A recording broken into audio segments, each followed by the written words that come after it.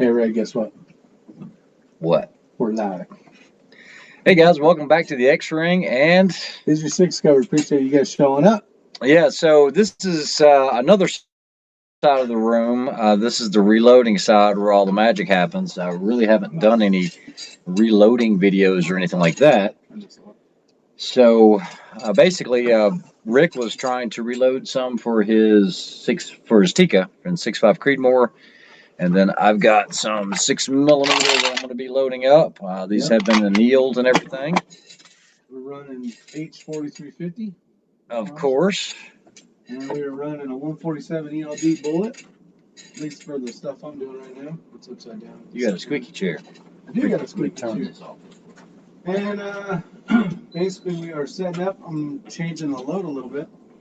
Normally I shoot 41 grains, like flat, even 41, and I'm going to try out 41.3 and 41.6. So I'm actually setting up 5 rounds of 41.3 and 5 rounds of 41.6. So there's 100, and I think I'm at 180 rounds so far today.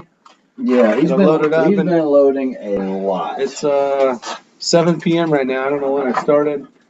I know it was daylight. Yeah, that's one rack of beautiful goodness there. Yeah, that's 100 rounds of. All right, SCF Reloading says, "Hey, thanks for the content. My friends and I were saying you're 7. I guess you're. I haven't seen him comment before, but thanks for showing up. No, do appreciate you guys. We are on the same time as the Yankee Marshal. Oh well. Perfect, Yankee Marshal. Well, I appreciate those of you guys that are joining in. It's your channel. I shouldn't have done that, I guess. No, it's all right. Yeah, don't do it. I don't need to make enemies. Have enough. So basically, I've never done any or shown any reloading content on my videos. Yeah, a lot of it's due to YouTube and all the new laws, if you want to call it that, or rules, I should say. But yeah, and I get a lot of questions about load development and everything else, and it's just one of those. It just when I first started the channel, everyone said, and I've been reloading a long time. I know a lot of you guys might not believe that. I normally don't show this part, but those are a bunch of 650s that I have on a workbench. And then everything that I do behind us. everything, yeah. Everything that I do for reloading for rifle or center fire, man, you got a squeaky chair. No. We gotta get rid of this. I do single stage. Okay, I don't do any type of progressive reloading for long gun. To me, it's just kind of if I'm going to take the time to do it, I want my ammunition and everything to be right.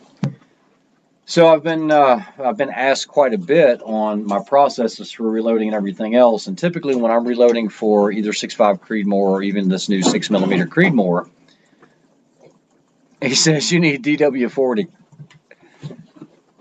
Yeah, he's got it.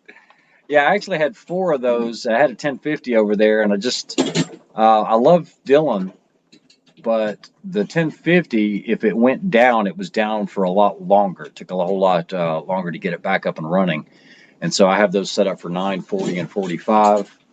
Did that help any? Or are you still squeaking over there? I'm trying to figure it out.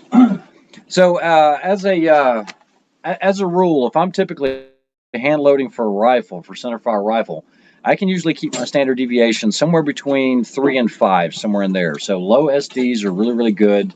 Because of that. And if you noticed on the 6mm Creedmoor, when I did that, my velocity was, I think, 3083, 3083, 3084. That SIG clock looks nice. Yeah, that was actually from a business that was going out of business, and I just had to have it, and they gave it to me. So, yeah, it was actually pretty cool. So, I'll go over some of the things that I do. Now, guys, if you want to know a lot about reloading, I recommend you go check out Todd over at Elfster's Rifles and Reloading. He spends a lot of time making sure that he's got a good setup, and he's very knowledgeable. Another very knowledgeable reloader is, among a bunch of others, but these are guys that are friends of mine, would be Kenneth with Eagle Eye Shooting. And he's the one that did the 1,000-yard offhand challenge, so we'll have to do that. So first and foremost, brass prep. Okay, I'm not going to go into the specifics. You can go into those other channels and check. But basically, I'll take once fired brass. I'll bump the shoulders back. You know, there's been a lot of questions about, do you do full-length resizing? Trying 6BR at spinoffs. Oh, man, this is a great question, Justin. So I have not, and the reason is when I was wanting to get into something other than 6.5 Creedmoor, I don't want to get into fire forming cartridges. Okay, so I wanted something that was readily available, and it seems now that 6mm is so mainstream. You know, just like with the Ruger RPR, you can get one of those in 6mm Creedmoor, and it's something that you can buy off the shelf. So that worst case scenario, I'm at a match or something like that. Heaven forbid I run out of ammunition, but it has happened once before. I'm able to source some ammunition. So 6BR, 6GT, I know there are some companies that are doing some specialized ammo, but once again, you're going to have to order it. So first off is case prep. You know, the normal deal. I actually have some drill presses over here, and I have one set up for inside-outside chamfer. But over here, I purchased this from a guy that was getting out of reloading, and it's just the Hornady the case prep. And so it's just really quick on getting things done. And then if I've got military primer pockets or whatever, this is back from the 308 days. That was going to be the Dillon, what is it, the 660 Super Swedger or something like that. You can show them what 1 granule does right here. Yeah, okay, so this will be interesting. So this is what everybody wants to know, and this is the scale that I use. It's not an A&D. This is an OHAS. It's a diamond scale. Right now, he's sitting at 41.280. 41.280. And he has one kernel in there. One kernel. He's going to tap, and it goes to 41.310. And that's as close as I'm going to get without cutting a kernel. Yeah, so without cutting kernels and things like that, this is one of the key ways that I've found on getting those SDs and those velocities where they're, yeah, case prep is money. Yeah, it is. It really is. Yeah, Johnny's Reloading Bench is another good one. Like I said, there's a lot of great reloading channels out there, but this is just something I don't really cover. Hold on for just a second. 76 Highboy, I think, is the name of the other channel. He does a lot of good reloading. 76 Highboy. Yeah, I know there's a lot, and I really, my way kind of works. I was taught by a bunch of old timers years and years ago, and I just, oh wait, here we go. David Starbuck. I have a scale like that in my pharmacy. I like reloading because it's like compounding medications. There you go, exactly. So guys, when you get into these super high-end scales that have unbelievable resolution, okay, I know a lot of guys use the RCBS Chargemaster, which is what I have. Hold on for just a second, Rick. Which is what I have right here, and it works well for throwing the initial load. So I'm going to let you in on some of my secrets. I'm doing this a little faster.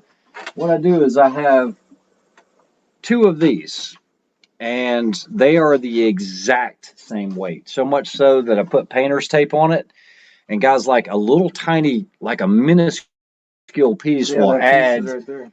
Yeah. Right there. So let me show you this. You see that little piece right there? Yeah, the up top. That made a difference to get both of these identically the same. So what we do is when it throws the charge, let's say we're trying to throw, I'm just going to make up a number, 40 grains. It'll throw it, and it'll be close, but it won't be really close. And for example, we'll just show you real time. How's that? Watch it, Rick. You're getting in the way, bud.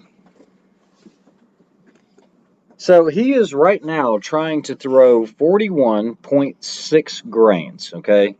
Try to get the angle here. So the RCBS Chargemaster says 41.6 is good. And we're going to actually weigh it out. And this actually comes up to 41.535.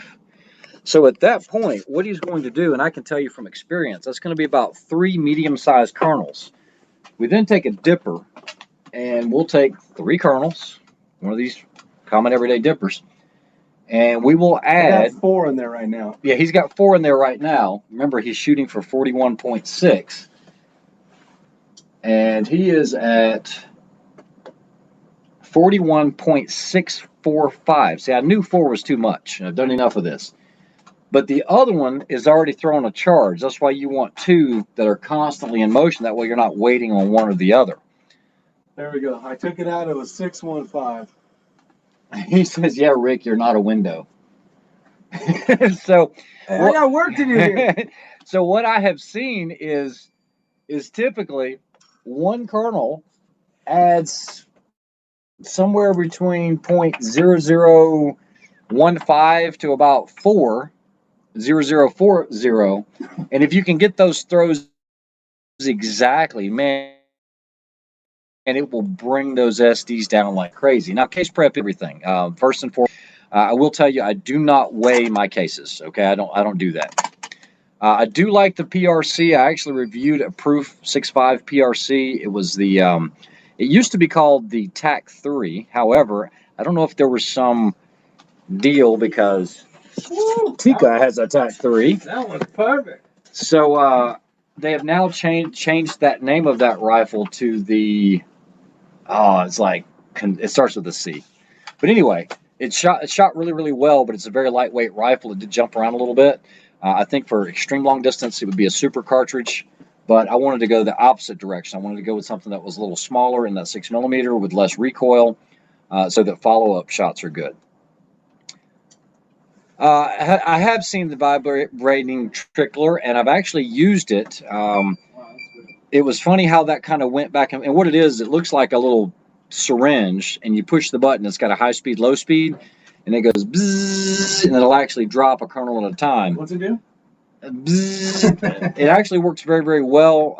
Omega or something like that. Can't remember the name of it. I was going to order one, but I've gotten so accustomed to doing it this way, I haven't spent the money. The only stormtrooper rifle that hits something. Oh yeah, he's talking about yours. Which rifle? That one. That thing's badass. Yeah, it works. What's up, 88 off-road or 88 off-road? So yeah, good thing by Thomas Teak. He's talking about this vibrating trickler. I can't remember the name of it, but it was D something or Omega something. I can't remember. But that actually works really well.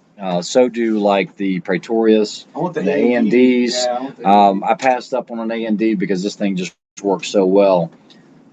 To get it, I mean, this does really well. I don't have to close the draft doors as long as I keep all the sides closed except for the one. It goes pretty well. So there's another way that I do this, and that is with a thrower. Now, let me show you this thrower here because this is not like an RCBS thrower. This is the Redding. It's the BR2, I believe. And this is really good for spherical powders. But when you get into extruded powders like the H4350 and all that, there's some huge variances. What's up, Angel? How's it going? Thanks for joining. Yeah, thanks for showing up. As far as priming cases, I use these by RCBS. They're stupid fast.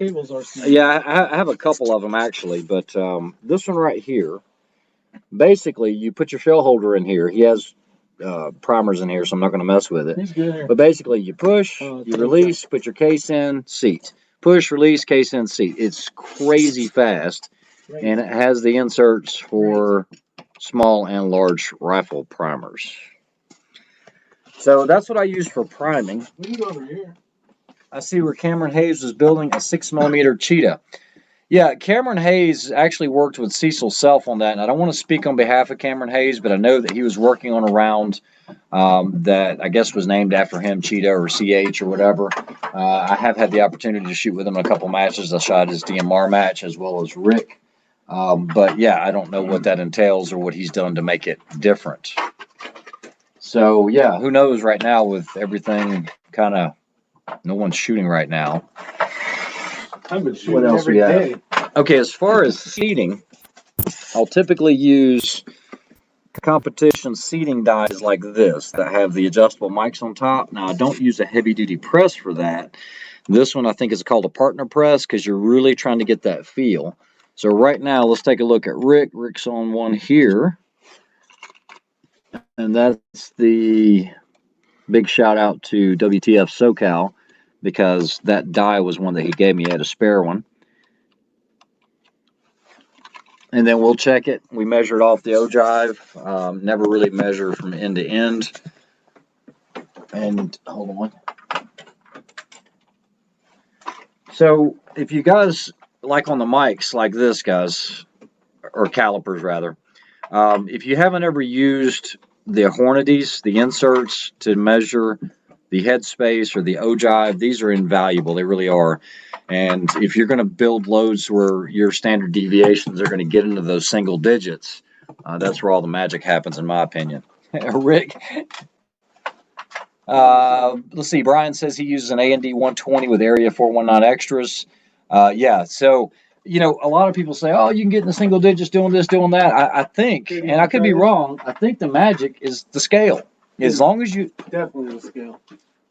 What's this? You want to show them how it works? Show on the calipers.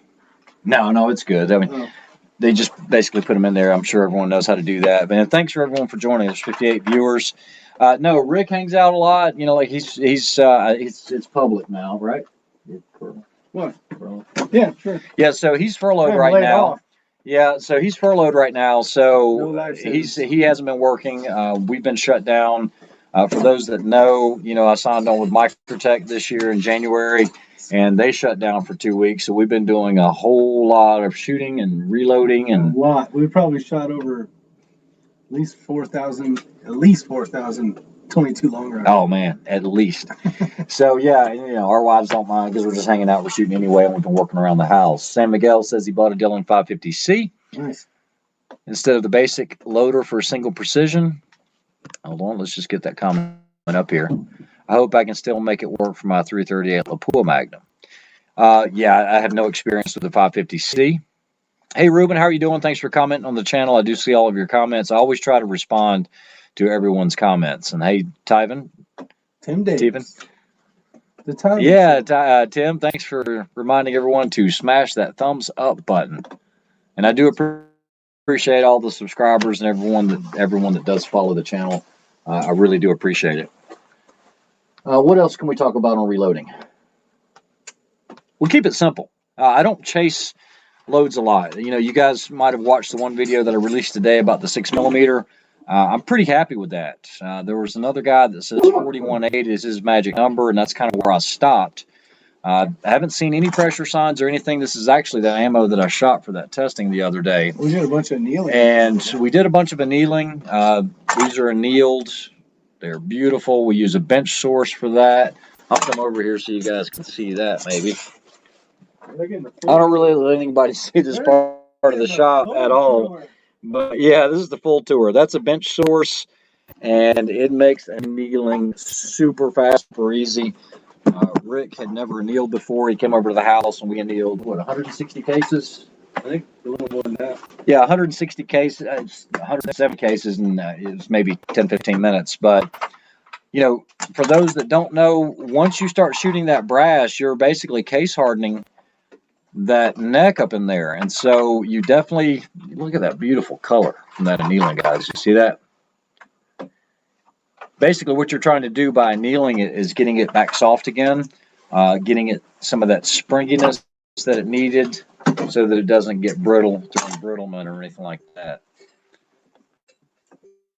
Get less run out on my Hornady press than my RCBS rock chucker. I believe that. I've heard about the Hornadies, but I'm not going to buy new stuff when the stuff works. It seems to duplicate every time. Can I get the blue wrench, please? Oh no, I don't know what the blue wrench is. No, that you have to do that on YouTube. We're not on YouTube, right? Well, obviously we're on StreamYard. We're on StreamYard, so we can't do anything. The only thing we can do is time people out from here. Yeah, so yeah, I've heard a lot of good stuff about the Hornady lock and load, and I love their ammunition anyway. I already had the equipment. I've been using it for years. This one press I've actually had for 20 plus years, and it broke a hinge, and then they replaced it, no questions asked. That's awesome. Yeah, Easter. Party for Christ our Lord. Well, it's not a party, and we do need to remember while we're here. I try not to get in religion, politics, and all that other stuff, but he has risen. Yeah, he has risen for sure. And we need him in this day and age, too. San Miguel says, man, he wants that 6mm barrel, too. Yeah, tell me about it. Hold on. So does Matt. Oh, he took his rifle, didn't he? Yeah, he did, but yeah, so this 6.5 barrel on the AI, I don't think it's going to get a whole lot of use. It's not going to go anywhere. I'm going to keep it as a fair, but yeah, I'm definitely sold on that 6mm Creedmoor. It does make it very, very nice. Yeah, thanks for letting us look into your madness. Yeah, I've never shown all of this part of the shop before. It's Yeah. basically flipped around. Yeah, Have usually you all over heard of there. anyone annealing 9mm case? No. No, I have not. I've never heard of anyone annealing pistol cartridge cases. Only rifle cases, and Only neck cases, I think, as well. only necked cases. That's Okay, That's all I've read. I don't know that. So yeah, high power rifle. After you get about, if you don't have an annealing machine, you really shouldn't go. My thing is about 4 reloadings, and you're going to notice some differences. I think Rick was just starting to notice some just a little bit, variations. yeah. I was like, dude, you need to get that brass annealed. So, why are scopes zeroed at a given range? Why aren't they mounted parallel to the line of the bore?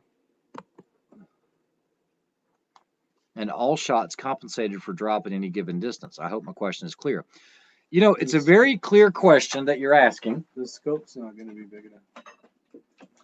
But this is a great way to explain it. Oh, that's the Mills. Okay, so the question is why are scopes zeroed at a given range? Why aren't they mounted parallel to the line of the bore? Okay, and this is a great question. I'm trying to do this without showing a gun so it doesn't get messed up. All right, so if you mount these two and they are completely parallel, they will never intersect, ever. Okay? It's just going to fall. It will always fall because you think about it. When you look at the moon, you're looking at a perfectly straight line. When you shoot a laser, it is a perfectly straight line. That's the way you look. The minute your barrel or your bullet exits the barrel, starts getting affected by gravity, and it starts falling to the earth. There is no way around that.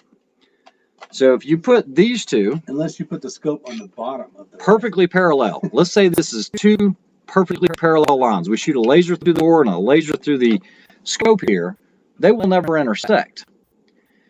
So what you're in essence doing is you have an erector tube inside of your scope, and when you turn the turrets, what happens is it moves that erector tube down or up.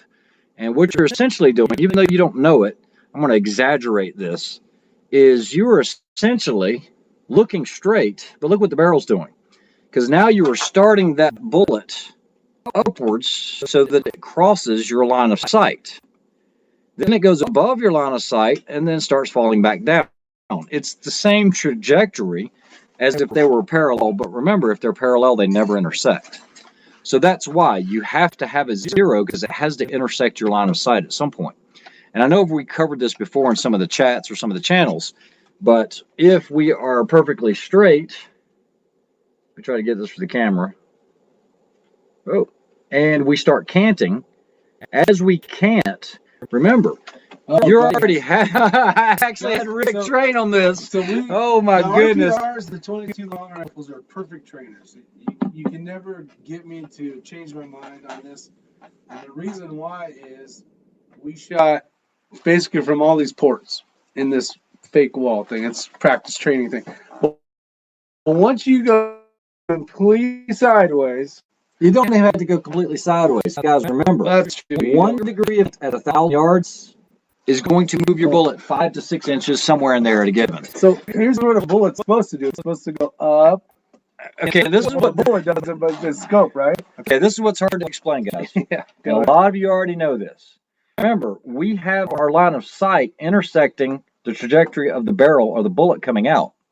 Well, remember, we're starting it on an upward pass so that it can cross our line of sight. Then it goes above it and then comes back down again. Okay, so you technically have 2 zeros. Okay, I'm not going to get really involved with this or complicated with it. Just remember that. You see in a straight line, if I shoot a laser through this and we have to get this barrel to intersect your line of sight, so it's got to go above it and then back below it. Now, as you cant it, what you're doing is you're still telling it to go up. So it's going up, but now the bullet gets affected by gravity on the side. So whichever way you cant a rifle, if you're canting, let's go from shooter's view here. If you are shooting it and you cant the rifle, I don't know if this is you guys' left or right, but if you cant it to the left, it will go up and to the left and lower than what you expect. As you continue to roll over, then things get really try funky. shooting like that. Yeah, so we're shooting. How big was that circle? It was a 1-inch circle at 100 yards. At 100 yards. And 22. You will miss badly.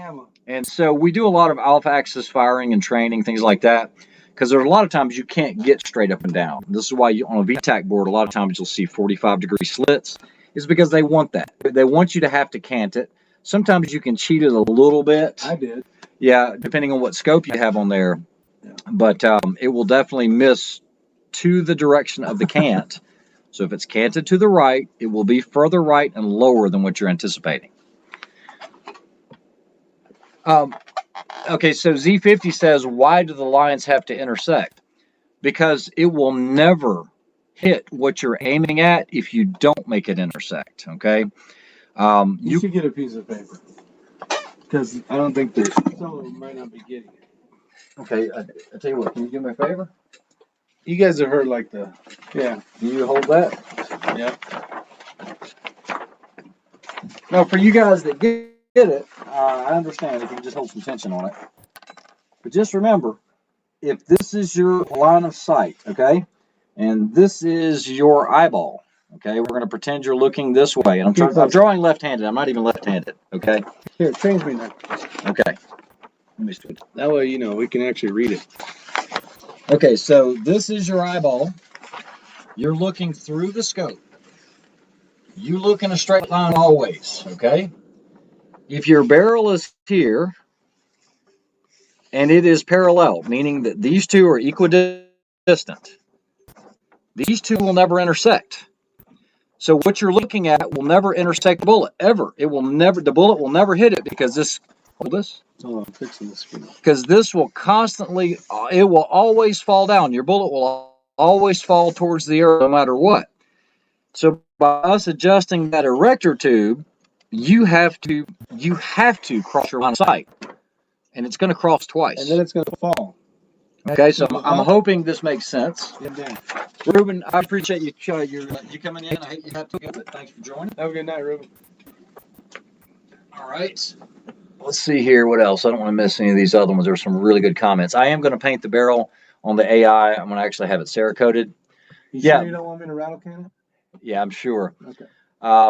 Chris Cummings says he has 2 308s and he's getting into reloading.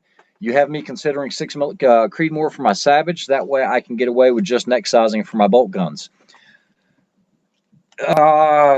Okay, so I think 6.5 Creedmoor is a great option as well. And the only reason I'm trying to throw a little bit of caution to the wind here is just remember you're going to have a lot more diminished barrel life out of the 6mm Creedmoor as opposed to the 6.5.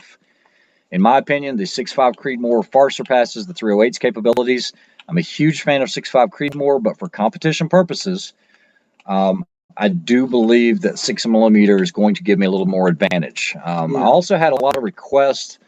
I do put a lot of information out there on the internet. Some guys really wanted to know my background as far as some of these shooting trophies and everything else. I'm kind of on the fence about doing that because I don't know how I can do that without it coming across as being a braggart or boastful, and I'm not that way.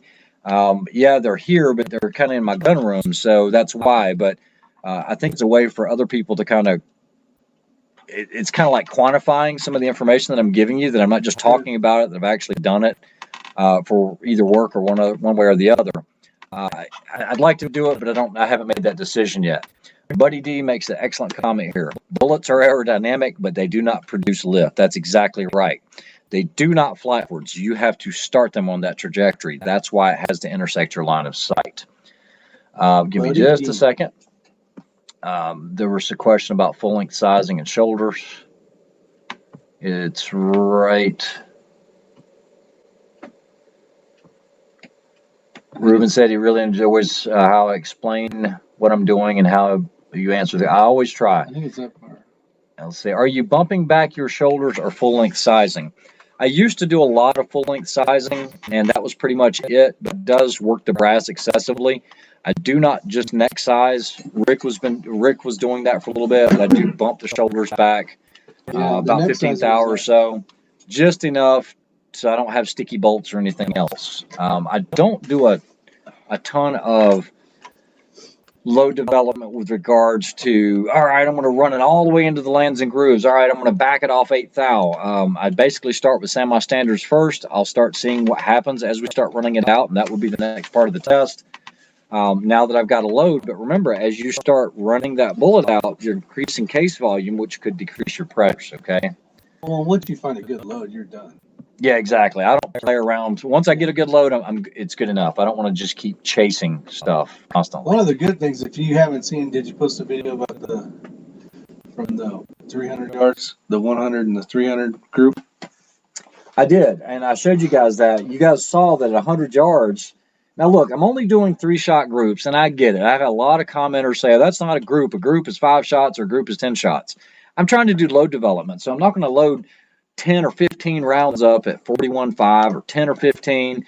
What I'm trying to do is I always try to do a 100-yard test, look at the grouping. If I know that it was good when I pulled the trigger, and then I will go out to another distance like 300 or 500 yards and look. So at 41.5, it was a great group, but at 300 yards, it far surpassed. You know what? I have the targets. I'm going to let Rick entertain you guys for about 15 seconds. I'm going to go grab these targets. They run the garbage. All right. So I'm going to sing. No.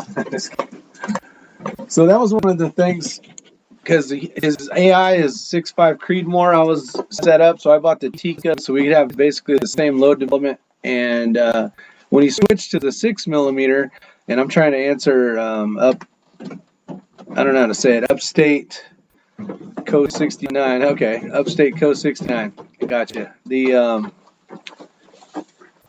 basically the powder for his round is the same as mine, but a little bit different, and then he started tweaking it up a little bit, so now you're at 41.5. Yeah, thanks, Zach, Makita, and thank you for watching. So 41.5. Now, remember, I just pulled this out of the garbage. This is the group at 100 yards of 41.5 grains for the 6mm Creedmoor. That's a 3-shot group, and this measured tiny. It was like 0.3 or something like that. You would think that's my load data. You would think that's good. And then I went to 41.6, and I had some vertical stringing. SDs were really, really low, but then I went to 41.7, and it was almost magical at 100 yards. Not looking at where it's at on 0. What I'm looking at is that grouping. So I settled in for the 41.5 after I did a 300-yard shot test. Hey, our Guns and Gear, how you doing? 300 yards. That measures 0.41, I believe it was, at 300. Okay? The exact same distance, same rifle. I'm going to orient it the right way. That was 41.7. I have a bullet here, here, and way over here. So that told me 41.7, something's going on and it's not stable. It's not liking it, whatever the case is, because they were done within a few minutes of each other. Well, and that's the thing I think is most important is most of the time, most of us probably go out, we go to 100 yards, we check our group, and between those two groups, money, right? Yeah. So I did have a question, quite a few questions about the suppressor. The suppressor, and I use Thunder Beast on pretty much all of my precision rifles. They don't shift it that much or change much. The only thing you're going to notice is that when you take it off, what you're going to notice is typically the rounds are higher because you're taking that weight off the barrel. Now, it's contradictory because I can tell you what my suppressors actually increase your velocity slightly. A lot of people infer that it slows it down because the bullet impacts are lower. It really depends on how heavy the suppressor is. It does increase the muzzle velocity slightly, usually 30, 40 feet per second. But by adding that weight on that barrel, it makes it droop. So a lot of times your impacts are lower. It does make your bullets slower. Oh, nice, Terry. Glad to hear it. Glad to hear they replaced that for you. Yeah, okay, so this is a great question, Ice. Okay, so he's like, why does your cant to the gun affect the bullet travel when basically you're just rotating the barrel? Because remember, you're not just rotating the barrel. You are always having it cross your line of sight. So you're starting it on an upward path. Well, as you start to rotate sideways, you don't get that upward path out of it. It's in there and it's dialed in for your 100-yard 0 or 300-yard 0. So as you can't, it starts it, and now it gets pull on the side from gravity that is normally not affected. Normally it's pulling straight on the bottom, and you've got your trajectory for that. But as you can't it, now it goes upwards, starts getting affected by gravity, and falls off to the side. So hopefully that explains that for you.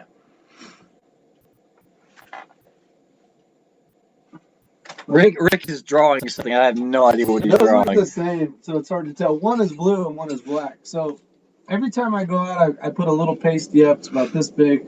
I do a cold bore, and I want to see where it is. And then my next shot will be with the suppressor. Basically, the circles obviously is the target. The first one is always inside the center of the 1-inch circle, and then that dot right below it is usually when I'll screw on the suppressor. It's the Ultra 7 Thunder Beast, and it'll just be a hair lower than it is without having a suppressor on. Brian Duchesne, yeah, great that you bought a Ruger 22. Those are awesome, awesome. We have shot those like crazy. However, every rifle seems to like something a little different. I would just say buy a lot of different 22 long rifle ammunition, check it, make sure you shoot a couple of rounds before you try to print it. So if you're shooting, let's say CCI, and you shoot a 5-shot group, don't switch to Gemtech and shoot a 5-shot group. You need to shoot it 10, 15 times to get that wax composition that's on the outside of the, because 22s are completely different than other cartridges. They get that lubrication from the outside. Usually your more match bullets are going to be really greasy and slick, and you want to get that in the bore before you start just trying to do groups. Otherwise, it's going to be all over the place. Rick learned about that. Yeah, for sure. Well, we got a target. You'll see videos coming out shortly of Know Your Limits. And then we have the rimfire one that's at the house right now. I gotta undo it and all that stuff. But even a great day of shooting with crappy ammo, I'm talking M22, big bulk stuff. It's not the most precise, but when you're having fun shooting with your family or whatever the case is, or you're trying to do some training, I'm saving a ton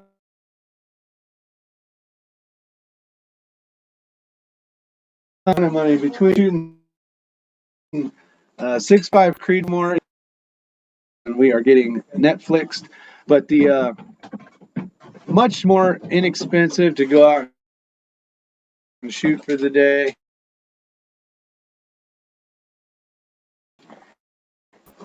No one's on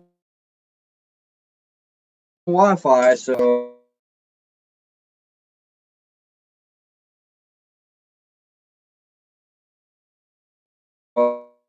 I don't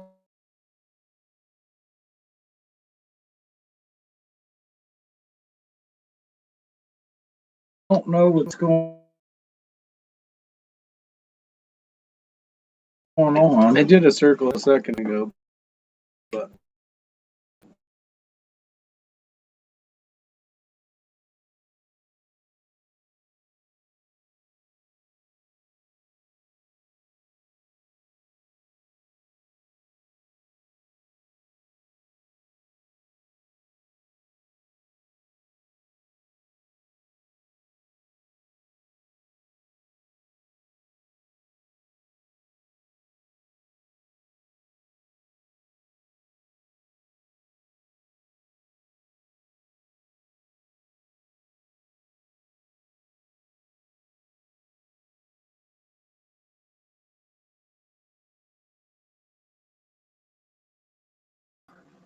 try that.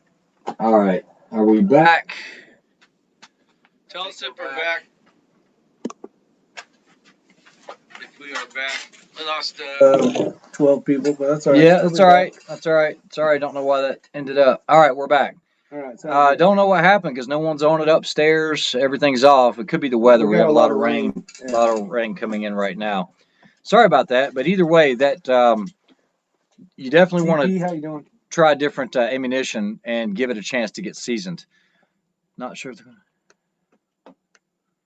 As you cant your rifle, you're not adjusting elevation. You also introduce windage on occasion. That's exactly right, Brian.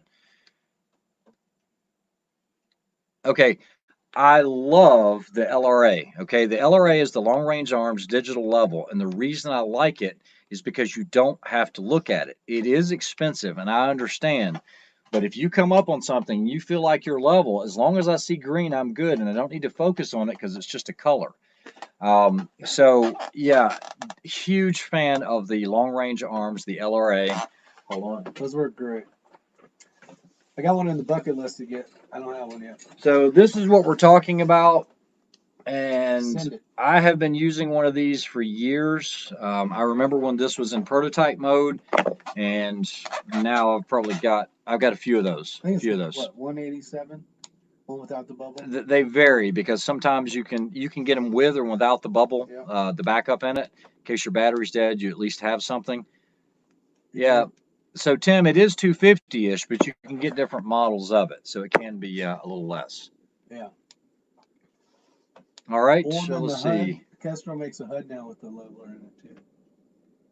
Yeah. So I just ordered one of the Kestrel HUDs. I'd been on the fence about it. It should be coming in this week. Basically, it talks to the Kestrel, and it's a data board that attaches to the side of the rifle. So let's get into. We don't have a lot of viewers, so it's good. Says 250-ish. You can still get the bubbles that mount on your scope. Yeah. That are a lot cheaper, but what are you gonna show? What are you showing over here? Well, someone wanted. Well, I just need to do a video about that. What? About some of the matches and things.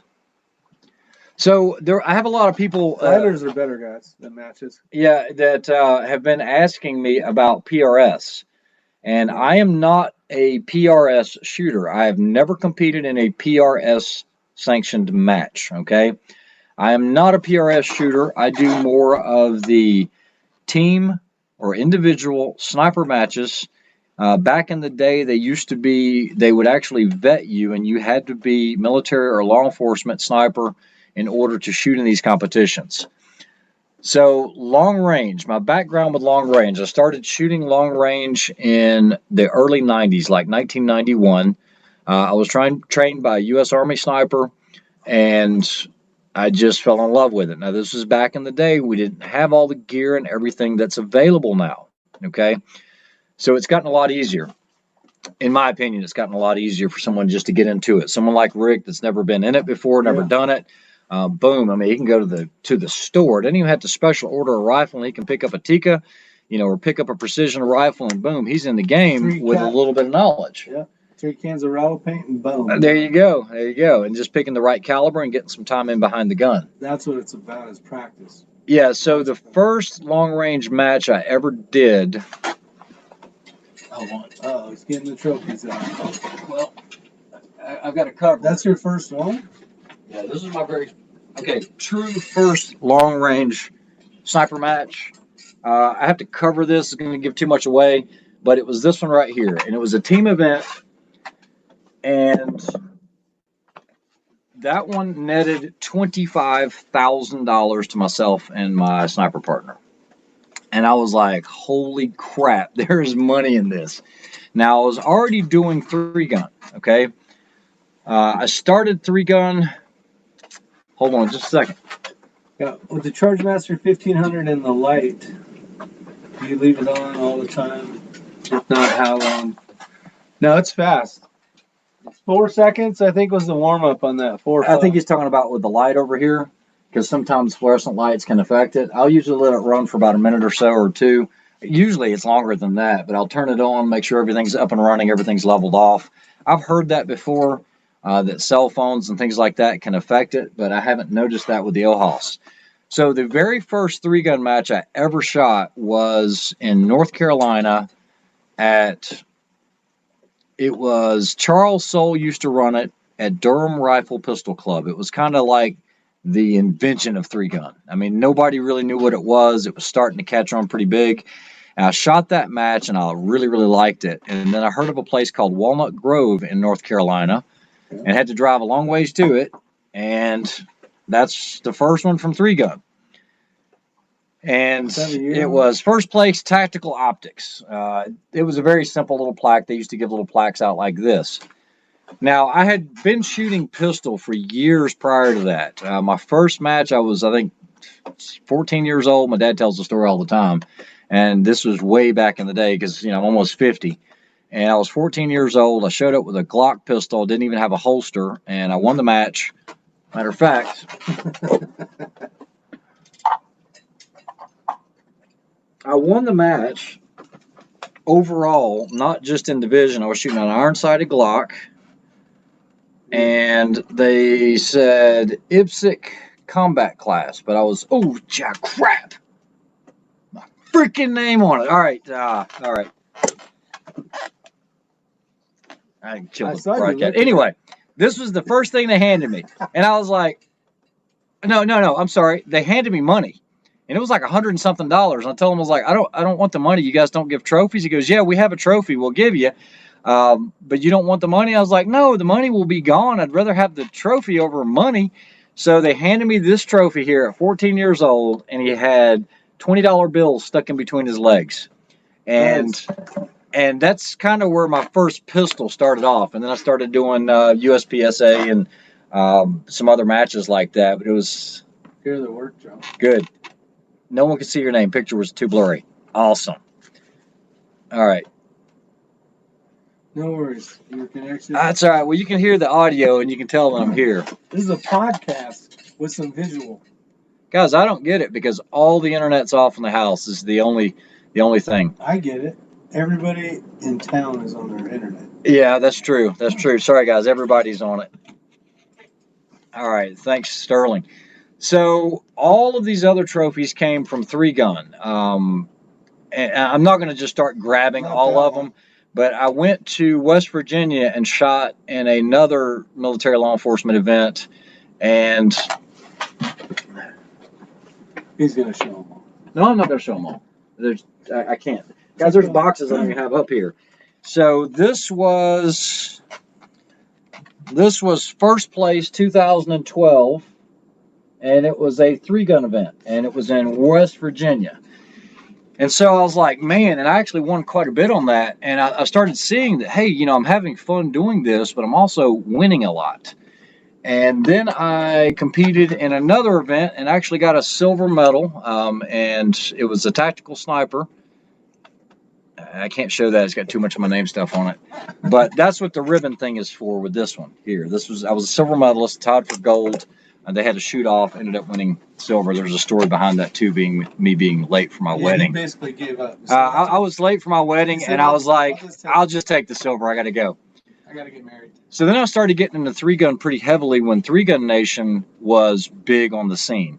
And guys, when 3-Gun Nation came on under the direction of Charles Soule, he was the guy that was kind of running it. Whether you like him or not, he did a good job at running that. And we were seeing prize tables of $200,000 to $250,000. That's how much money was there. And based on your winnings or your finish, that determined when you would be able to walk the prize table. So I started getting into that, and I was leaving with guns and really nice stuff as long as you could get a top 10 finish. So let's see here. So then, there's a good song, San Miguel. Yeah, if you'll read the comments. And then a lot of people ask me about that one because it's a cool looking trophy. But this was, I had 3rd place at the Eastern Regionals in 3-Gun Nation. And I took home a really nice prize on that. And so I still dedicated myself to 3-gun more so than long range. I got out of long range there for a while. But my true love is long range, always has been. So when I won that in 2014, there was another event that was military LEO vetted where you could not enter, no civilians. Oh, geez. And all I can say is there was a group that had retained this trophy. It was a traveling trophy, and they had never been beaten for 6 years. Now, guys, and they weren't happy. Do not misconstrue what I'm getting ready to say, because these matches, you're going to have the best of the best. You're going to have SF 3rd group, SF 5th group. You're going to have Delta. And those guys, man, I respect what they do. Those guys are the best of the best.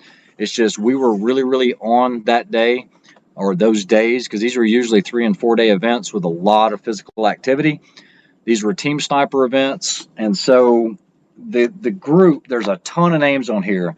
The group that had held this trophy had been undefeated for 6 years. So the year after I won this one, we competed and cleaned house. It was myself, and I'm just going to say his name is Greg. And when I say we cleaned house, I mean we cleaned house. So I mean, I won individual, and then we also won team, which I actually have the first place right there for the individual. That's the other one. That's the other one that's up there. That's right there. Yeah. So I've got the individual, I've got the team, and then the team won this. Now this is a traveling trophy. 2015. But after we beat them, they stopped the event. So this is never returned back home because they don't do the event anymore. And I can't show you guys, but I'm going to show Rick. Are these not all the same names? It's like they just kept winning. Every one of them but that one. Yeah, there was one group that had beat them years and years before, but they had retained it for 6 years.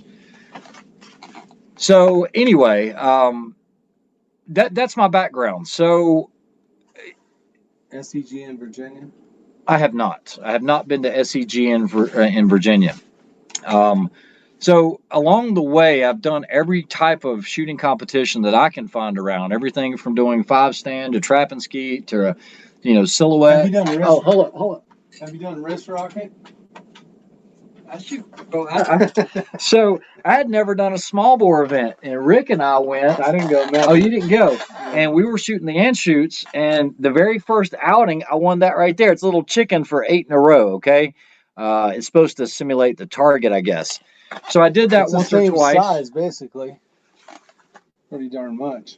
Yeah, it's yeah. Anyway, so what I always try to do is kind of immerse myself in the different type of shooting sports because it'll only make me that much better. Now, I grew up after being trained in long range. I got into NRA high power, and NRA high power, I did that for a long time, all the way up to high master before they allowed scopes and everything.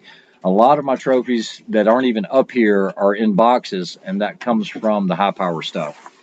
So Rick's going to ask or show you some stuff about this. There was a question. Yeah, there it is. Brian, so you want a precision long range ammo, do you?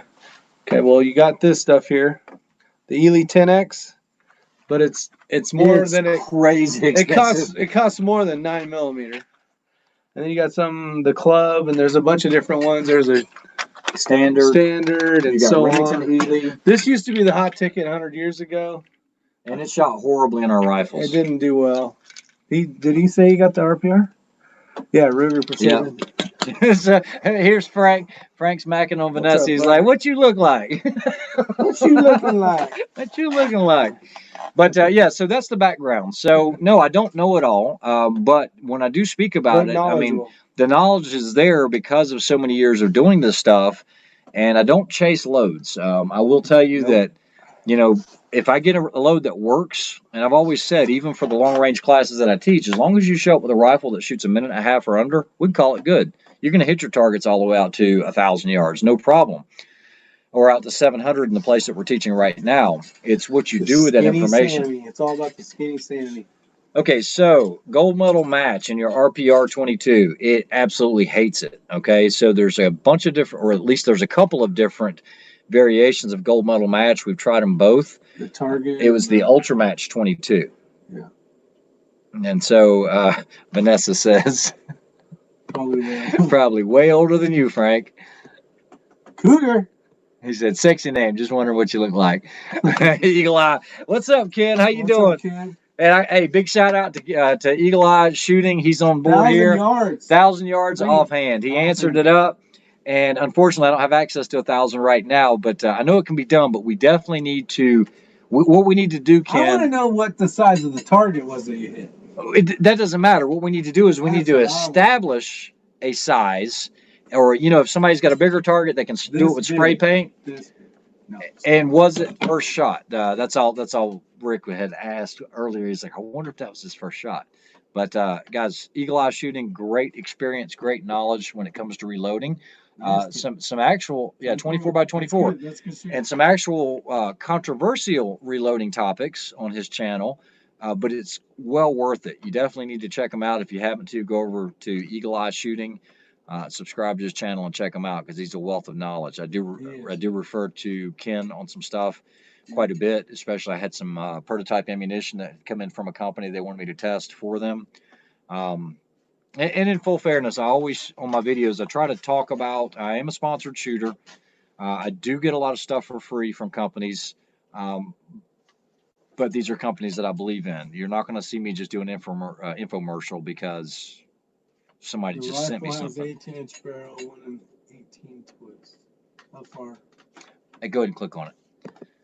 Okay, so Z50 has a good question here. How far can I expect to shoot a 110 grain 308? The rifle has an 18-inch barrel with a 1 in 18 twist. I think it's supposed to be 1 in 8 twist. I don't know. Maybe it's a 1 in 18. Well, he's shooting a light bullet, so maybe. Ken is Eagle Eye Shooting is the guy that's like the expert on 308s. All of the 308 experience I had has always been with 168 and 175s or the M118 LR. So I don't have any experience shooting a 308 with a really light bullets. Oh, it was the 30 BR? No, 1 in 18. Okay. So let's just wait for Eagle Eye for Ken to say, because, and it's kind of a tough question, but because you're saying how far can you expect to shoot? You know, you can shoot 22 long rifle, 700 yards. 700 yards with 22 long. Yeah. Accurately, though. Yeah. That'd be the question. So we'll see if he answers up, because I know he's a huge 308 guy. I did have some 16-inch 308s, and we were able to reach out to 1,000 with those, but it was losing so much with velocity and energy. I mean, it was tough. Oh, that's better. And let's see what else here. Anything else to talk about? Oh, we got plenty to talk about. Oh, there's plenty to talk about. That's right. But what else? I hope everyone's doing well while we're waiting on Ken to possibly respond. What's up, Eric? How are you, sir? He's been drinking tonight. He said, "Hey, guys." Yeah. Ken says, let me go ahead and click on it.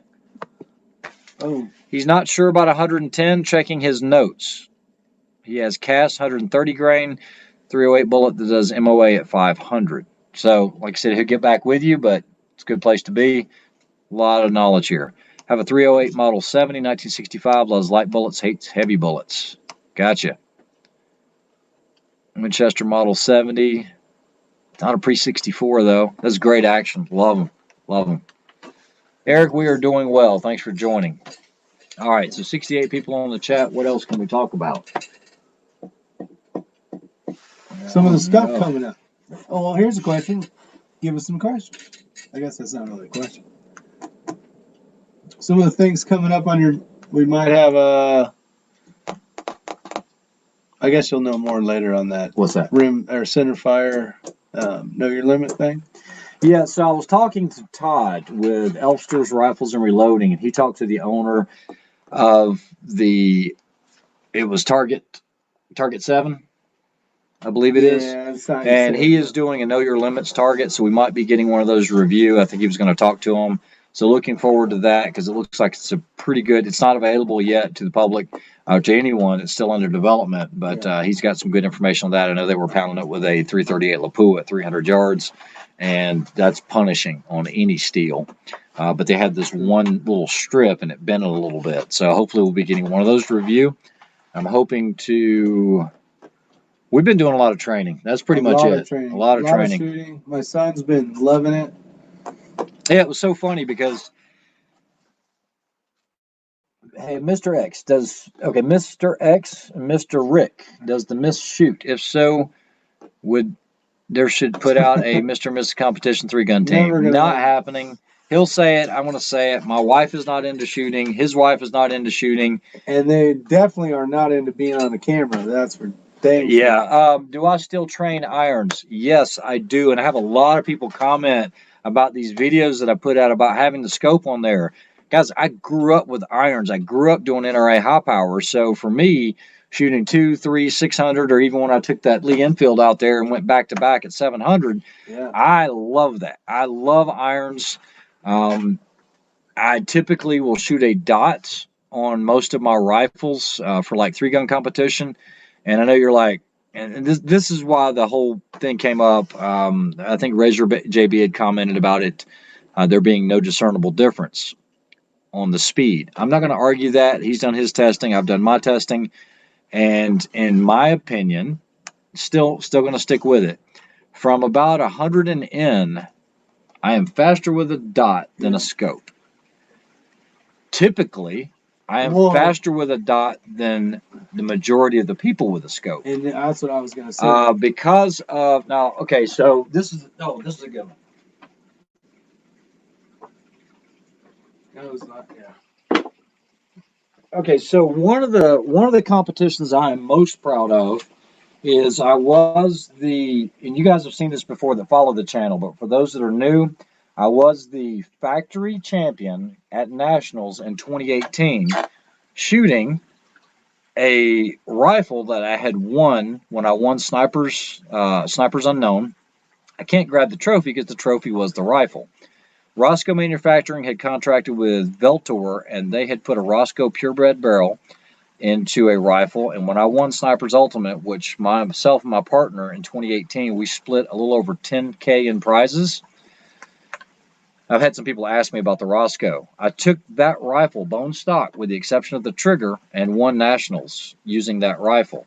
I also won, someone asked about Cameron Hayes and his new round. I also won his DMM that he put on using that exact rifle. I got 10th. Yeah, he got 10th place. That's not bad at all. First one ever. Yeah, so when I say that I'm faster with a dot, I am faster with a dot from 100 and in than I am shooting a low power variable optic. And that's usually. Well, and you have eyes that are. Okay, now I do have really good vision. He'll shoot red dot, easy, 400, and the rest of us are trying to find it in the scope. And he's like, bing! So that's where you save a lot of time. Yeah, I do have 2010 and 2015. 2010 in the left, 2015 in the right, and it does help. No kerosene heater. Hold on. You did get hold on. I did. There was quite a kerosene heater. Oh heck no! This is climate controlled in here. This is central HVAC. This is the basement. Okay, hold on. Try not to miss any questions, guys. Okay. What about all the Patreon stuff? I haven't committed to that. It's hard for me, and I do have a Patreon account, but it's hard for me to do that. And I don't know why. I know it's working for you. I got it set up, but I just... The hard part is you can't, when you do a video for them, you know, there's only a few. So I just don't want to feel like I'm sitting there with my hand out. I hate to say it, and I don't want to step on your toes, Rick, because I know a lot of guys are doing it, and they rely on it. You know, if I get demonetized tomorrow, I don't know if I'll do the Patreon. It's just really tough for me to do that. God has blessed me. I hope He's blessed you guys as well. You know, $2 here and there, I know it adds up, or $5 here and there, I know it adds up. But I do this because I enjoy it. I'm glad I took Rick's advice and started the channel, and it's just a way for me to share with everyone. So that's where the Patreon is right now. Do you fellows push out to 10,560 feet? Well, it's 10.56 feet. 10. Is that a comma or not? I think that's what it's supposed to be. I didn't know. Okay, so he's basically talking about 2 mile shooting. Because I would love to. Yeah, 5,280 feet is a mile. Yeah. So he said, no, I do not. I got rid of all my 338 Lapuas. All I have is 6.5 as my maximum cartridge and 6mm. I got rid of all my 50s because there was no place to shoot. We are on the East Coast. Yeah. There is a 1 mile range, and we have access to it occasionally. You can do that with the 6.5 Creedmoor. It's not hard. So it's really tough to find anything any further. I do have a bucket list of doing the 2 miles, but I'm not going to spend the money for the rifle and everything that's involved to do it. The range says, screw Patreon, go to Subscribe Star. We'll look at it. What books do you recommend for folks who want to start reloading bullets? Do you recommend going to class for the new guy? Yes, a class will help you out a lot, or finding someone. Oh, you're talking about for reloading? Yeah.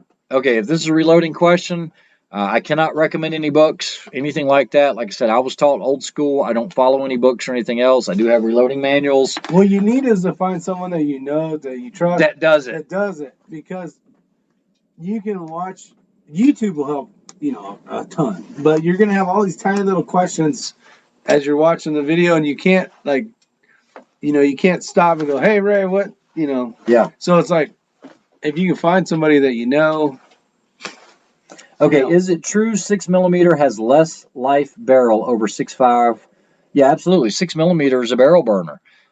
With this 41.5 grain load, I've been told I'll be lucky to get 1,500. You can push it to 2,000 rounds out of a barrel, but you're going to notice diminished accuracy at about 1,500 rounds to the barrel. So I've already got 100. I'm a 15th of the way there. But what about the other rifles? 338 Lapua and the 308. They're not so bad. 30 cals aren't too bad on barrels in general. On my 6.5 Creedmoor, is it worth buying premium brass over Hornady? It's for PRS style shooting. What's the gain in premium brass? This is a great question. I have a lot of Starline brass, and they're really good if you're wanting to try small primer pocket over large primer pocket. Yeah, we got a bunch of it down here. But everything that I've done so far has been with Hornady once fired ELD. Now, it's okay brass. It's not Starline brass. The consistency between like Starline and stepping on it up to like Lapua, that's where you're really going to get the money. Do you think you get more reloads out of it? Oh, absolutely. Absolutely. If you Like- kneel. Yeah, like you buy Lapua brass like this for $338, this is going to cost Hold a it. Hold. freaking fortune. How much, Ray? A pretty penny. Oh. But what you're going to get is consistency, great brass light. You guys can see where it's annealed right there. But that's never fired Lapua 338.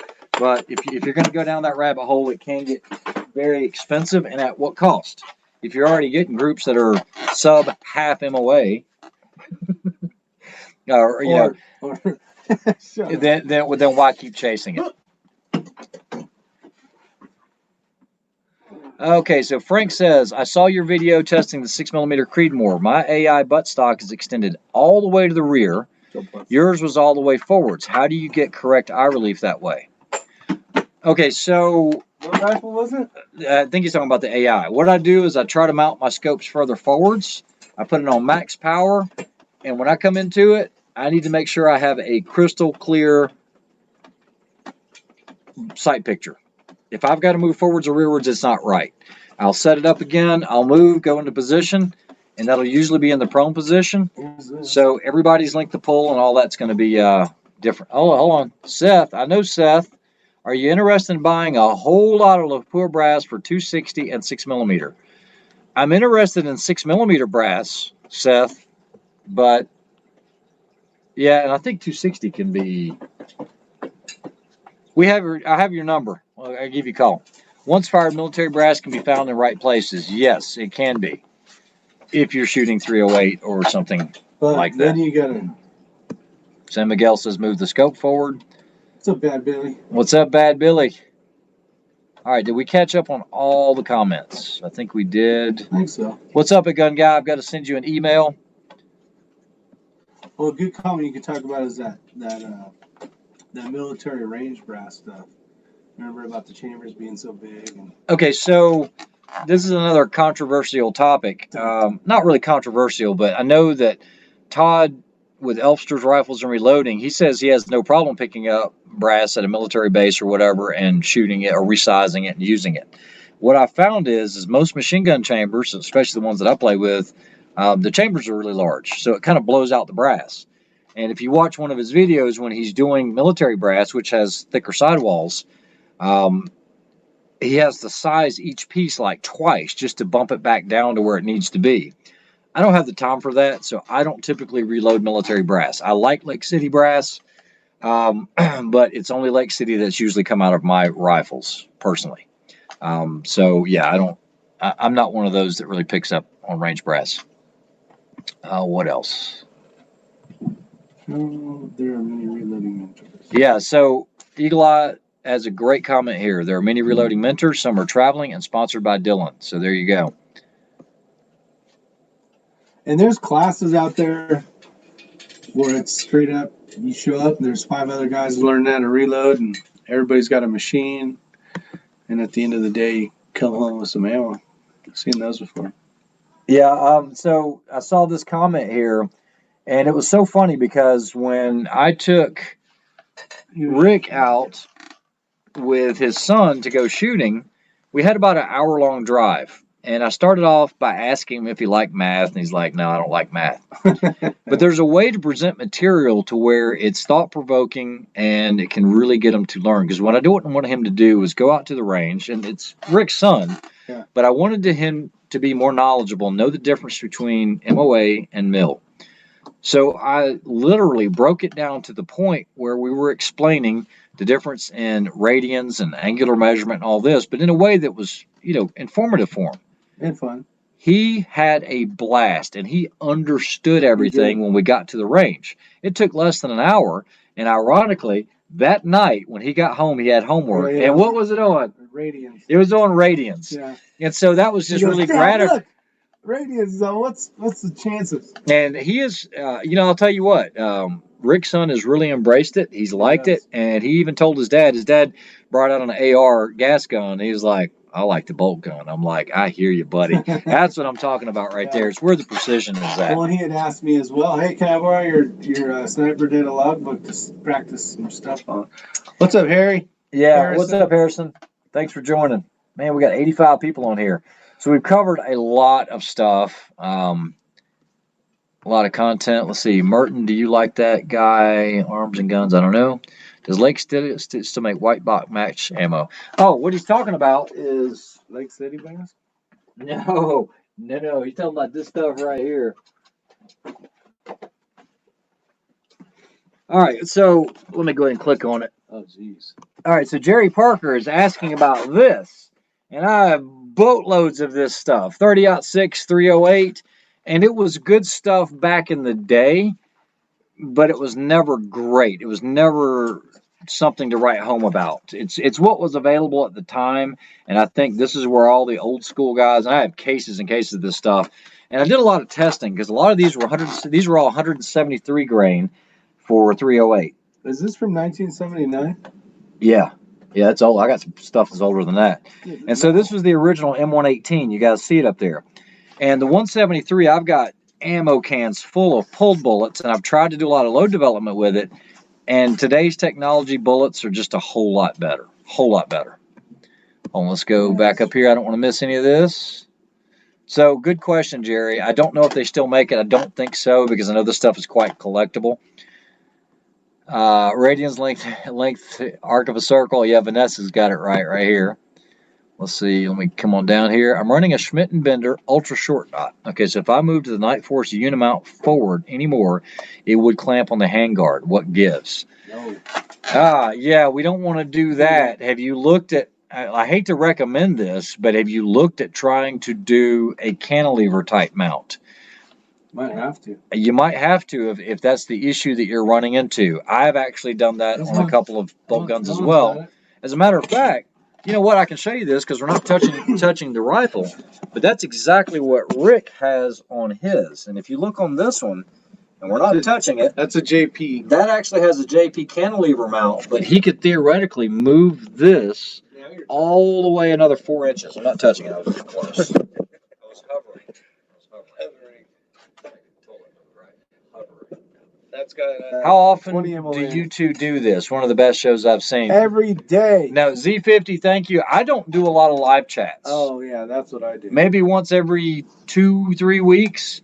And I share the information. Anything that I know, you ask a question. If I know it, I'll tell you. If I don't know it, I'll say I don't know that. Yeah. But Rick's a great guy. Isyour6covered. He's Isyour6covered. Go check him out. With the number 6. He does a lot of chats. It's more fun. What do you think these new 2-part cases will bring to the table? Oh, good question, Levi. I don't know. I don't know what that's going to do. They're saying you can get a lot more reloadings. Let's see here. Another option. Oops. Hey, John Kreiderman. He doesn't do enough. All right. Well, John, I do appreciate it. I do know John Kreiderman, super guy. I don't do a lot of chats. I do appreciate you guys coming on. We've been working our butts off. We have. We have been. I actually haven't done a chat in a while because by the time I get home, I'm broke. Hey, big shout out to Rick over here because he's not doing any work right now, but doing a lot of work around the house on the exterior, finishing up some hardy plank and some other stuff. Kind of finish it out, and he's been giving a lot of help. Is there a big difference Where's the head gun guy? in the Hornady boat tail hollow point versus the 140 ELDM? Just for plinking, I could shoot a lot more with the boat tail hollow point. They're a lot cheaper. Yeah, so if it's accurate enough for you and you're just going to plink, then I would definitely shoot it. It's not going to be loaded to the same standards, I wouldn't think. But yeah, if it works for you, it's not going to hurt the gun. Get the experience. Now, I know a lot of guys shoot 140. I don't. There's a lot of people that love 140. Yeah, I mean, everybody swears by 140. I typically shoot. A lot easier to get. Maybe I shoot 147s in the 6.5 Creedmoor or the 153 A-tips. I like a heavier bullet just because of wind and whatnot. It typically does a little better at bucking the wind, but there's nothing wrong with a 140. Okay, 140 is great. What's up, Bluebird? I hope you're doing well. We're doing well in America. How's it going?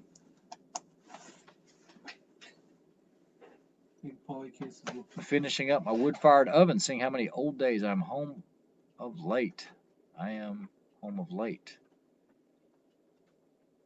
Yeah, I guess she's working on it. And the arts of the oven. Us, all math and physics. Getting near a curve. Yep. She's a smart one. What's the difference between the Hornady match versus the Superformance match? I don't know. I have no idea. Is he talking about the A-tip? I don't know. Superformance. I've seen some different packaging, and I hear a lot of guys saying they have a lot of luck with the Hornady Black. I've never shot any of that. Like I said, once I find something, I just kind of stick with it. What's your EDC, Mr. X and Mr. Rick? It's the Surefire Stiletto. That's his flashlight. That's my flashlight. And love that. It's got a USB charge.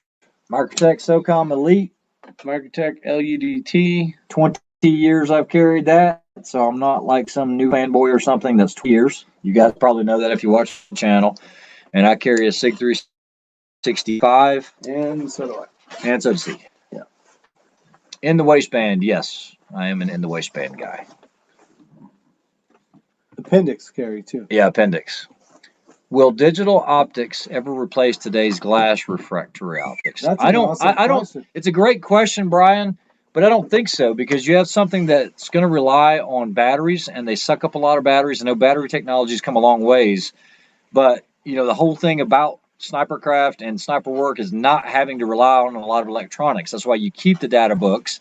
It's nice to have the Kestrels. It's nice to have the rangefinders, but it's great to know how to do that without any electronics. And if you have to look through, you're basically looking at a phone like this. Yeah, you're looking at an image intensifier. You're looking at a screen. Doing that for 6 hours, if you're trying to watch something per se, that would drive your eyeballs. Yeah, and I'm not going to say it's never going to replace it. And there are some advantages to it because of the way that they can zoom with the optical zooms and everything else. I just don't see it completely replacing. Well, that thermal that I have, it's like when you're hitting the button, you can't. I don't know. All right. The one I have is horrible. So. Ray, do I own any side charging ARs? I do not. I reviewed quite a few. I've shot quite a few, but if it's not broke, don't fix it. That's right. Hold on. Somebody asked something about offhand. On your 700-yard offhand, I'm sure you put some swag in it. No, there was no guessing, Robert, on that. That was not some wild-ass guess. That was actually me knowing the wind, me doing the holdover, dialing it in. That's why I didn't do a holdover. Rick or Matt did a holdover.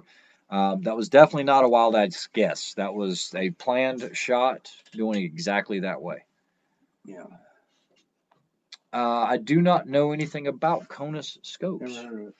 I've heard of them, just never used them. I saw your review. Shield arms for Glock 43 or 40. I'm considering getting that 43X. Shield. What's the shield arms? I don't remember. No, not me. Not me. X carries a Mark 18 appendix. Glock 43. No, that's the trunk monkey. Yeah, exactly. Check out the P365. I went from a 43 to a 365, and oh, this is a great question. Honestly, I did not at SHOT Show this year. I didn't have a lot of time to check out anything that was new or upcoming for this year. I have not seen that Vortex Strike Eagle. 5 to 25 locking target, 0 stop, Wow. $6.99. That's a good That's a price. smoking price. Yeah. It's worth it. And it's Vortex, so you know they're going to have that lifetime warranty. That's going to help a lot of new precision shooters. Yeah, I would People think wanna so. shoot long range, maybe. Yeah, as long as it tracks well and the glass is decent. I will tell you that the Strike Eagle 1 to 8 does get milky on the little top end. So does that Burris. Rick actually has one, but so does the Burris. I have what? What are you talking about? The Vortex? No, the Strike Eagle 1 to 8. Oh yeah, yeah. When you're not on 8-power, You see that? He got standoffish about that. He's like, so does the Burris. I won the Burris. I was talking about the Strike Eagle. That's what he's comparing it to. Strike Eagle 5 to 25. That's a 1 to 8. That's not a 5 to 25 though. You're talking about a precision. X-Ring, do any more archery? No, I have them over there, but no, I don't do anymore. Still not as good as that day we were at the house. Link, guys, I have some news about Vortex. Do you know how to send him a link? If you have his email. I have his email on my phone, I think. Dang, we'd like to have you on. I don't know if my bandwidth will hold it, but there's Just some news about Vortex. It won't matter. Unless it's something different. I think it's a gunguy@gmail.com. Thanks to Range. A Gun Guy says he has some news about Vortex. I don't know, man. They've been coming out with some great products. I don't know if you guys know this, but there are a lot of special operations groups that actually use Vortex optics, and they are solid. Like I said, I had a chance to look at and see the 1 to 10 that should be hitting in April or so, about now, if you weren't privy enough to already have one. But those have been in development for a long time. Hey, a gun guy, just send Ray an email. I won't get it. I have everything off. I know, that's the problem. I didn't want to mess with the thing. So, let's see. Hold on. Couldn't pass up such a great deal. I bought one's having a great shooter, awesome trigger from the factory. I'm having problems with the magazine. Sometimes the bolt binds up, or are you having the same issue? I don't. What rifle? I think he was talking about Smith or something. What rifle, Rick? Yeah, the Range. I know that Eagle Eye. I think he does Arkin scopes, right? Yeah, Is it that Arkin? sounds right. Yeah, 100% sure. Eagle Eyes actually sells that in a package. Gun Guy says he's going to type it. So stay tuned for some news. The Vortex HD 1 to 10 is $2,000. Yes, I do get it, but quality optics do cost. It depends on what you're using it for. The thing is just never get a good optic. Never look through a good optic, and you'll never know what you're missing. Trust me. Because I went from that, the HD, the Vortex HD, to that other one I won't mention, and I was like, oh, this is not. So, guys, if you haven't followed the channel long, when I first met Rick talked me into YouTube. Yeah. He had nice firearms, nice rifles, but they all had crap optics on them. And when I say crap, I'm talking about like $80 Walmart stuff. And I was like, dude, you got $1,000 rifle. You need to get rid of this crap. And once he saw the light, now he understands. I see. Bad moon rising. I was gonna say something else. When I saw the 1,000-yard capabilities of the Glock 44, I put everything else up for sale. Buddy D. Oh, that's so funny. Oh man, took quite a group I did, right? Yeah. All right, let's see here. Some more 22 LR stuff in the planning. Here in the Netherlands, gun laws are kind of strict. After 4 years of membership at a local club, you can buy semi-automatic rifles. Yeah, I do know that. You guys are quite restricted in Europe. I've spent a lot of time in Europe, and anyone that I ever visit that comes over here, they're like, can we go shooting? Can we go shooting? It's one of the first things they want to do. That's when anybody comes over here. What are you talking about? Okay. Hold on. Here we go. Here's the news, guys. A Gun Guy tried to put in a direct order last week, Thursday. Vortex is sold out. 3 to 4 months lead time. The supply chain is completely disrupted. Because so much stuff comes from Japan and overseas. Oh, wow. That is crazy. So now they're going to have scopes that are 19 to 54. Yeah, no, that's it's not good news at all, but it's good to know. I do appreciate it because I was actually on the list for some of those 1 to 10s. Yes, San Manuel. Yeah, San Miguel says it all right there. Cry once, buy once, buy once, cry once. Oh, okay. DW, great question. Oh. All right. Oh yeah. What's your opinion about the primary arms 6 to 24 and the 8 to 24? This is a 6 to 30. Okay, this is the Athena with the BPR mill. It is the Platinum series. This was sent to me by Vortex or by Primary Arms, and I've had it for about 2 months. Just so you guys know, because y'all remember seeing this pop up on a bunch of different rifles. I test something really, really well before I'm going to start recommending it. Now, this scope, you can tell by looking at the screws you've taken. Yeah, this thing has been on and off. It's in a JP cantilever mount. This has been on and off over 10 different rifles, and I beat the heck out of it. Not intentionally, not trying to destructive test, but as far as tracking and everything else. This is a $1,500 scope. This is a solid scope. I cannot say anything bad about this except... I got 2 things I can say. Okay, there's 2 things. You're going to say one. The parallax knob is very, very stiff, but it is starting to loosen up. From the factory, this was tight, okay? I figured it might loosen up once it got some use, and it has. What I don't like is the turret cap uses this teeny tiny Allen screw that you will not find it in any of your kits as far as like if you have a SAE kit, okay? It is some non-standard size. It's probably a metric, but it's hard to find it. So if you lose this, you're not going to be adjusting this out on the range. That is my only complaint with this. As far as the reticle choices and all of that, this is an awesome scope for $1,500. It really is. Great scope for $1,500. Eric, I'm glad you got your dad to see the light. Yeah, so Eric says his dad refused to spend more than $300 on the scope. That's how I was. I'm like, no, I ain't spending $300. I could go buy a pistol for $300, or whatever. That's what you always hear. Yeah. Take care. See ya, AR Guns and Gear. Thanks for one. joining. All right, let's see. Did I miss anything else? Get used to supply chain disruptions. It's going to get much worse before it gets better. That's true. Yeah. Everything is on 10-week lead time. X-Ring held up a Night Force and said, "Come into the light, child." Come into the light. Okay, I'm not going to lie to you. Before Night Force, I was a huge Schmidt and Bender guy. Okay, huge. Had an M8541 Schmidt, the real deal, and used Schmidts for a long time. I loved Schmidt and Benders. But then I started noticing issues, tracking issues, things like that. I called some buddies up. They were having some issues in the schools they were running as far as these things going down, and I have not really looked back since. So I got into Night Force, and I've been thrilled to death with them. No complaints whatsoever with Night Force.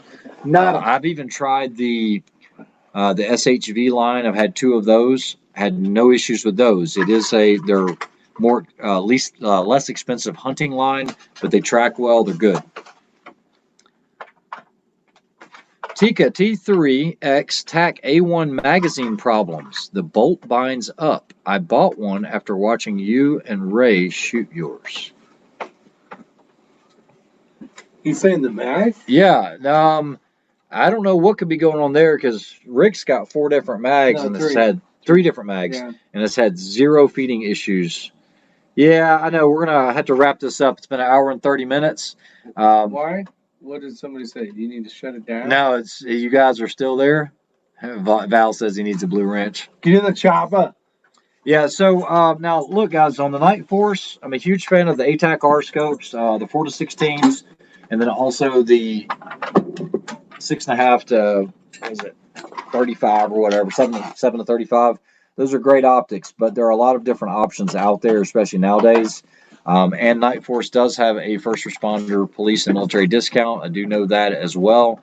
I've never used that, but I guess it's pretty good. I know almost all of your companies like SIG and everything else. If you're a EMS first responder, they will usually help you out. Big Daddy's Unlimited too. Should I get a Vortex PST Gen 2 5 to 25 or the Athlon Aries? Okay, the PST Gen 2 5 to 25 is a great optic. I have no experience with the Athlon Aries, so if maybe someone wants to chime in for that $100 difference, they both have a lifetime guarantee, but I don't know how long Athlon will be around. That's the question. I don't know. I've heard good things. I'm really very experienced with it. All right, the range. Take care. Guys, we are going to wrap it up. It's been an hour and a half. Thank you for joining in on the chat, all 80 of you. I really appreciate it. Make sure you get over to Isyour6covered, please. Stay safe, stay healthy. We'll talk to you guys soon. Have a great week. Take care. And we gone.